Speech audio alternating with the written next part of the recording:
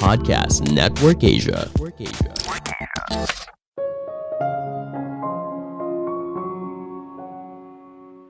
Keputusan investasimu tidak selalu benar apabila banyak orang melakukan hal yang sama.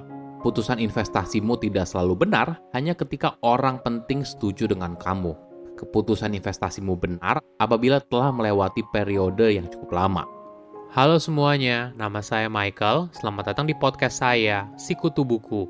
Kali ini saya akan bahas buku Warren Buffett Ground Rules karya Jeremy Miller. Sebelum kita mulai, buat kalian yang mau support podcast ini agar terus berkarya, caranya gampang banget. Kalian cukup klik follow.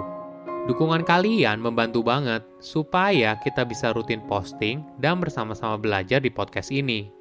Buku ini membahas prinsip dasar investasi dari investor legendaris Warren Buffett. Pada usia 26 tahun, Warren kembali dari Columbia Business School, di mana dia pernah belajar dari guru investasi Benjamin Graham dan mendirikan Buffett Partnership Limited, kemitraan investasi profesional pertamanya. Agar mitranya paham soal metodologi investasi dan cara pikir Warren, dia menuliskan 7 prinsip dasar dalam investasi.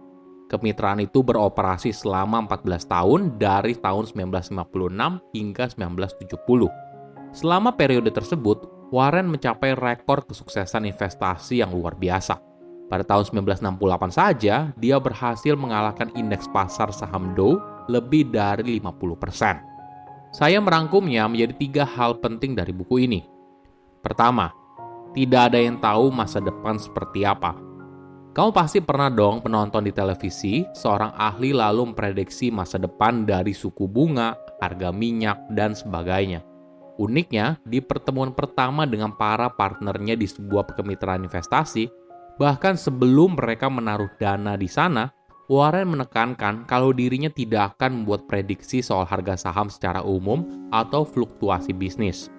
Jika mereka berpikir Warren bisa melakukannya, maka kemitraan ini tidak cocok bagi mereka. Kenapa hal ini penting? Jika ada hal yang pasti soal pasar saham, itu adalah perubahan. Bayangkan setiap harinya kita dibombardir tentang begitu banyak berita.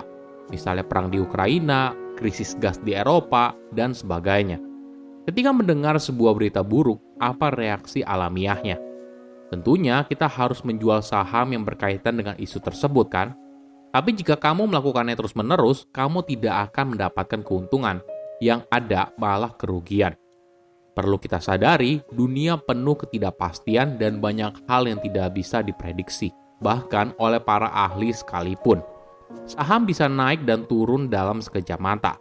Hal ini tentunya membuat banyak investor jadi stres dan panik. Namun, Warren punya rahasia bagaimana dia bisa menjadi salah satu investor legendaris di pasar saham. Banyak orang terjebak dalam fluktuasi pasar sehingga membeli dan menjual saham untuk kaya cepat. Tapi investor punya perspektif yang berbeda. Mereka membeli dan menjual berdasarkan penilaian dengan cermat atas nilai sesungguhnya dari saham tersebut. Ingat, membeli sebuah saham ibaratnya seperti membeli bagian kecil dari bisnis itu. Ketika keuntungan perusahaan yang meningkat, maka nilai perusahaan juga ikut naik, begitu juga dengan harga sahamnya. Sama halnya ketika keuntungan perusahaan turun, maka nilai perusahaan juga ikut turun, begitu juga dengan harga sahamnya. Namun perlu dipahami, sebuah pasar saham berisi jutaan investor dan trader yang punya pemikiran yang berbeda soal harga sebuah saham. Ada kalanya apa yang kita pikirkan tidak sesuai dengan nilai pasar yang ada sekarang. Bagi Warren itu bukanlah resiko. Resiko adalah ketika kamu tidak tahu apa yang kamu lakukan. Dia tidak butuh pasar saham untuk mendikte keputusan yang diambil. Dia punya alasan sendiri untuk mengambil keputusan tersebut.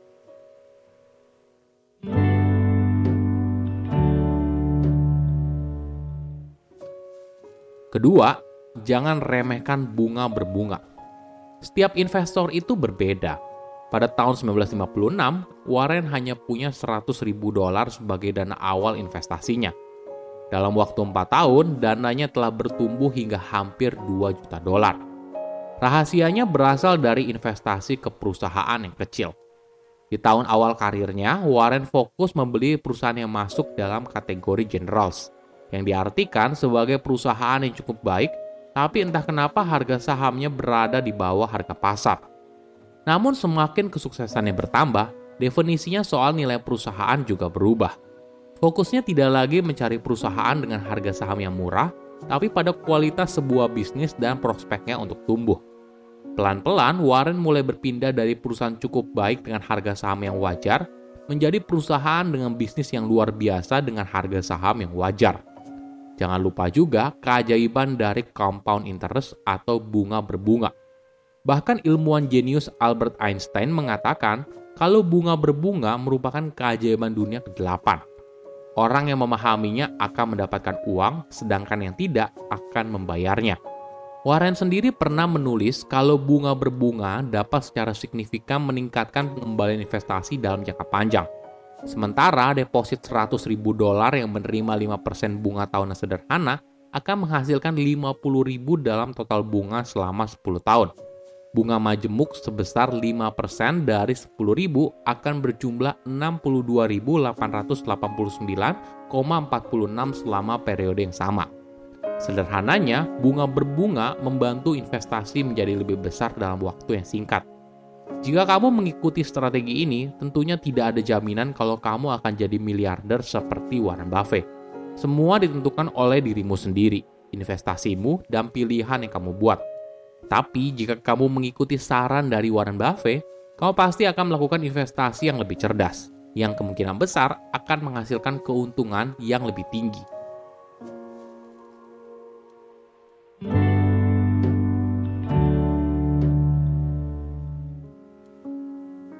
Ketiga, investasi itu urusan pribadi, jangan ikuti apa kata orang. Mengikuti apa yang dilakukan oleh banyak orang mungkin saja strategi yang baik. Misalnya, ketika banyak orang berlari dari sesuatu yang tidak bisa kamu lihat, kamu mungkin saja perlu bergabung dengan mereka. Tapi cara ini bisa berbahaya ketika diterapkan dalam investasi. Jika kamu ingin mengalahkan rata-rata keuntungan pasar, maka kamu harus berani berbeda. Menurut Warren, menginvestasikan uangmu hanya masuk akal ketika kamu benar-benar memahami gambaran besarnya dan tahu harus kemana. Jika tidak, maka kamu hanya membuang-buang uang, tidak peduli yang orang lain lakukan. Warren memang seringkali dikenal sebagai investor yang hati-hati. Mungkin inilah yang membuat dirinya secara konsisten menghasilkan keuntungan di atas rata-rata selama periode yang panjang. Misalnya, jika ada seorang investor baru yang untung besar karena rajin jual beli saham, Warren tidak tergoda. Dirinya tetap pada pendiriannya karena tahu apa yang dilakukan. Warren selalu menekankan kalau dirinya tidak bisa menjanjikan hasil yang selalu lebih baik kepada mitranya. Yang bisa dijanjikan adalah pertama, investasinya akan dipilih berdasarkan nilai dari perusahaan tersebut, bukan karena kepopuleran perusahaan tersebut. Kedua, Warren dan tim akan sebisa mungkin meminimalkan resiko kehilangan modal seluruhnya dengan memperlebar margin keamanan di setiap komitmen investasi yang dibuat. Ketiga, istrinya, anaknya, dan dirinya sendiri akan memiliki hampir seluruh kekayaannya diinvestasikan di kemitraan tersebut. Bagi Warren, pengukuran apakah kinerjanya bagus atau tidak bukan diukur berdasarkan persentase tahun ini entah plus atau minus, tapi harus dibandingkan dengan indeks saham atau perusahaan investasi besar yang lain. Jadi, ketika kinerjanya lebih baik dibandingkan kedua hal tersebut, maka artinya kinerjanya baik di tahun tersebut. Tidak peduli apakah di tahun itu untung berapa persen atau rugi berapa persen. Saya undur diri, jangan lupa follow podcast Sikutu Buku. Bye-bye.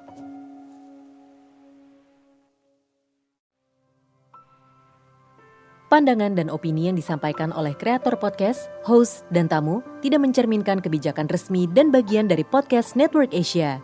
Setiap konten yang disampaikan mereka di dalam podcast adalah opini mereka sendiri dan tidak bermaksud untuk merugikan agama, grup etnik, perkumpulan, organisasi, perusahaan, perorangan, atau siapapun dan apapun.